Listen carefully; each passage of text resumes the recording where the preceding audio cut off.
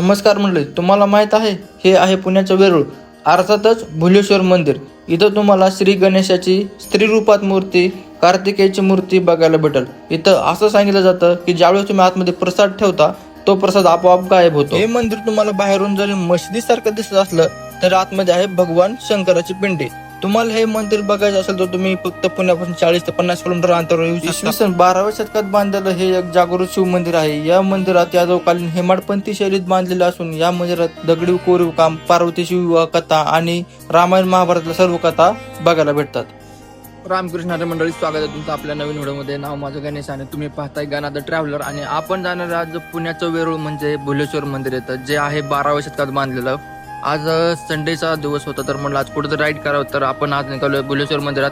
तर चला, तुम्ही जर आपल्या चॅनलवर नवीन असाल तर आपल्या चॅनलला सबस्क्राईब करा विसरू नका. चला आता जाऊया. आपलं फक्त 10 किलोमीटर अंतर बाकी आहे. इथला सगळं तुम्हाला मंदिराचा परिसर मी तुम्हाला या व्हिडिओच्या माध्यमातून दाखवणार आहे. बाईक मला दिसत असून या थोडी खराब झाली. आज आपला थोडा बाहेर जायचा प्लॅन चालू आहे, तर रेडी चालू. चला आता हँड ग्लोव्ह वगैरे घालू. ताशी वगैरे पहिले फुल करून ठेवली, त्याच्यामुळे काय टेन्शन नाही. फक्त आपली गाडी आतापर्यंत 6000 किलोमीटर पळालेली आहे.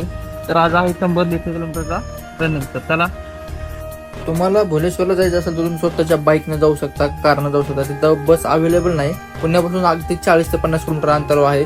सुंदर असं मंदिर आहे, तिथं तुम्ही अवश्य भेट द्या. मंडळी, कुठल्याही शुभ कार्याची सुरुवात करताना आपण गणपती बाप्पाची पूजा करतो आणि त्याच सावचित साधून आपण आलो आज थेवरे ते चिंतामणीचं दर्शन करण्यासाठी. पण इतकी गर्दी भाई पाठीमागं तुम्ही बघू शकताय.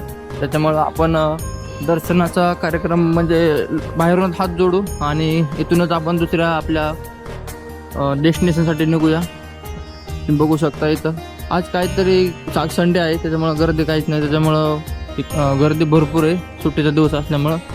इथं रांग तुम्ही बघू शकता. साधारण 2-3 तास तुमच्या इथं आरामशीर जाऊ शकतात. अष्टविनायकापैकी एक असलेलं इथं बाप्पाचं मंदिर आहे. 10 रुपयाला तुम्हाला इथे घेऊ शकता. काकू हे कितीला आहे? नारळ 60 रुपयाला नारळ वगैरे. 10 रुपयाला मग तुम्हाला 4-5 किलो आणि ते भेटतील. पेढे वगैरे घेऊ शकता. चला आता आतमध्ये जाऊया, दर्शन करूया आणि आपण पुढच्या प्रवासाला सुरुवात करूया. ते बघू शकता तुम्ही, हे मेन गेट आहे एंट्रन्स. इथून तुम्ही आतमध्ये जाऊ शकता. दर्शन करूया. बाई गर्दी तर इतकी, बाप रे बाप. म्हणजे अक्षरशः लोकांनी 4 वाजल्यापासून लाईन लावली की काय माहिती. एवढी गर्दी, 1, 2, 3 भाई. मी लास्ट टाइम आलो तेव्हा काहीच गर्दी नव्हती. आता तुम्ही बघू शकता किती गर्दी. एवढ्या गर्दीत जर थांबायचं म्हणून तर आपल्याला साधारणतः 2-3 तास आरामशीर इथे निघून जातील.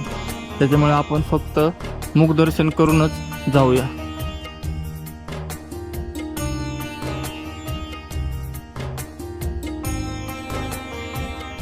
रविवारचा दिवस असल्यामुळे गर्दी इतकी आहे की आपण आज गणरायाची धावती भेट घेऊया आणि इथून आपल्या पुढच्या प्रवासासाठी नको. इथं पाठीमागच आपल्याला विष्णू लक्ष्मी मंदिर दिसतं. आतमध्ये इथं दर्शन करू शकतो. चला, आपण आपल्या पुढच्या प्रवासासाठी आता निघूया. थेऊर येथे आल्यानंतर तुम्हाला श्रीमंत थोरले माधवराव पेशवे यांचे स्मारक बघायला भेटेल. आतमध्ये तुम्ही बघू शकता. आणि इथं तुम्हाला जर लवकर दर्शन करायचं असेल तर तत्काल दर्शनाची सुविधा उपलब्ध आहे. फक्त शनिवार रविवार येऊ नका, कारण गर्दी एवढी असते की भाई तुम्ही इथं बघू पण शकत नाही, एवढी पूर्ण गर्दी आहे. चला आता आपण जाऊया. मित्रांनो, काही सायकल फार पण आपल्याला भेटत राहत नाहीत. काही लोक आज सायकलचे सवारी करायला जातात. तर हे पिंपरी चिंचवडवरून आलेले आहेत. आता फक्त आपल्याला 10 किलोमीटर अंतर बाकी जायचं. तर मला काहीतरी नाश्ता करावा. तर आपल्याला मस्तपैकी तर डोसा खाऊ. आपण डोसा काय अवेलेबल नाही, त्याच्यामुळे आता मस्तपैकी पोहे खाऊ आणि 10 किलोमीटर अंतर पार करू. लगेच आपण आपल्या डेस्टिनेशनला पोहोचतोय. तर चला, नाश्त्यावर ताव मारूया. आधी पोटोबा मग विठोबा. मंडळी, आता पोहे खाऊया आणि इथून डायरेक्ट आपण निघूया. इथं शेंगा चटणी भारी भेटते. तर तुम्ही कधी इथं येताय तर शेंगा चटणी घेऊन जा. जाताना आपण पण शेंगा चटणी घेऊन जाणार आहे. सोलापूर हायवेनं समोर पुढं आलं की थोडंसं राईटला वळायचं असं आपल्याला. तिथून हा रस्ता थेट भुलेश्वर मंदिराकडे जातं. इथं तुम्हाला पावसाळ्यामध्ये खूप बघायला सुंदर भेटतं, कारण हा रस्ता असा घाटातला आहे आणि दुतर्फा इथं पूर्ण सुंदर असते, म्हणजे झाडं असते, हिरवगार असते. तर त्यावेळेस इथं तुम्ही अवश्य येऊ शकता. आता उन्हाळा असल्यामुळे इथं काही नाही, सगळं गवत वगैरे जळून गेलेलं आहे. घाट उतरून थोडंसं पुढे आलं की राईट साईडला आपल्याला वळायचं असतं. तिथं मोठी बोर्ड लागलेला किंवा जे कमान म्हणतात ते कमान आहे. थोडंसं पुढे गेलं की इथं तुम्हाला 10 रुपये पार्किंगचे सांगतील द्यायला.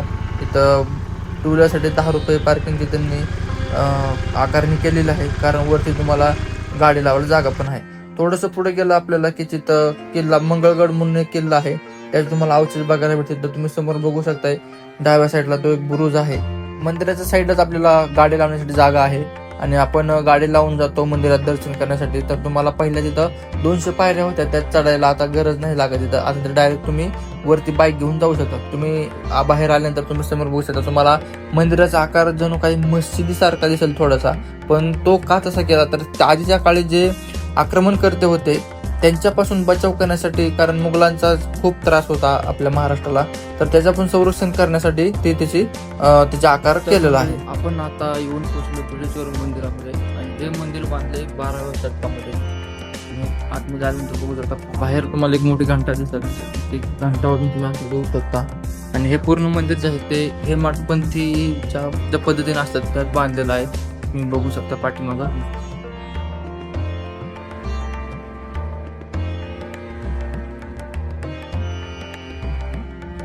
मंदिरात प्रवेश करण्यासाठी जे मेन दरवाजा लागतो तिथं तुम्हाला बाजूला दिसेल पूर्ण कोरीव कामामध्ये जे नक्षीकाम केले, तिथं तुम्ही बघू शकताय संपूर्ण देवदेवतांच्या मूर्त्या किंवा जे जुन्या काळात जे प्रसंग होते, रामायण महाभारत ज्या कथा होत्या. इकडचा रस्ता तर बंद आहे. वरती आतमध्ये जाऊया. मंदिरात आल्यानंतर आपल्याला नंदीची मान वाकडी असलेली दिसेल. इथं तुम्हाला अशी मूर्ती पाहायला भेटेल. त्याच्याच बाजूला आपल्याला एक मोठी कासवाची मूर्ती तुम्हाला बघायला भेटेल. तुम्ही बघू शकता केवढा मोठा एका कातळी दगडातली कोरलेली मूर्ती आहे. इथं तुम्ही बघू शकता महाभारताचं चित्र दाखवलं गेलेलं आहे, पण इथं काही ठेवलेलं नाही. हा पूर्ण तोडलेला आहे. पूर्ण सगळीकडे इथं तुम्हाला विविध जुन्या काळातले जे देवदेवतांचे किंवा कुठल्या पण प्रसंग आहेत ते आतमध्ये आल्यानंतर तुम्हाला दिसेल. मंदिराचा काही भाग खूप वर्षापूर्वी बांधला आहे, तर काही भाग त्याच्यानंतर बांधलाय.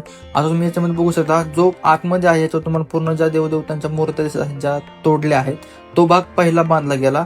तो जो मुख किंवा घुमट म्हणतात तो, आणि त्याच्यानंतर बाहेरची जी बाजू तुम्हाला दिसत आहे, तुम्ही राईट साईडला बघू शकता, ते त्याच्यानंतर बाहेरची जागा भिंत जे प्रोटेक्शन करण्यासाठी बांधली आहे. तुम्ही बघू शकता वरती या मंदिराचा कळस दिसत आहे. कळस नाही पण त्या मंदिराची जी रचना केली आहे तुम्ही ती पूर्ण बघू शकताय. काय स्ट्रक्चर आहे त्यावेळेचं तुम्ही वरती पाहू शकताय. भगवान शंकराची विविध रूपे आपल्याला इथं निदर्शनास येत आहेत. मध्ये आल्यानंतर मंदिरात तुम्हाला विठ्ठल रुक्मिणीची मूर्ती बघायला भेटेल. तुम्ही पाहू शकताय एकदम क्लिअर आपल्याला मूर्ती निदर्शनास येते. पूर्ण मंदिराच्या जागेवरती तुम्ही बघू शकता सगळ्या मूर्त्या कोरलेल्या होत्या आणि प्रत्येक मूर्ती कुठला ना कुठला पार्टचा तोडलेला आहे. तुम्ही बघू शकता प्रत्येक मूर्तीचं पाय, डोकं, हात, कुठलीही वस्तू घ्या तुम्ही, कुठलीच त्यांनी नीट ठेवलेली नाही. मुघलांनी एवढी हानी पोहोचवली महाराष्ट्रातील मंदिरांना.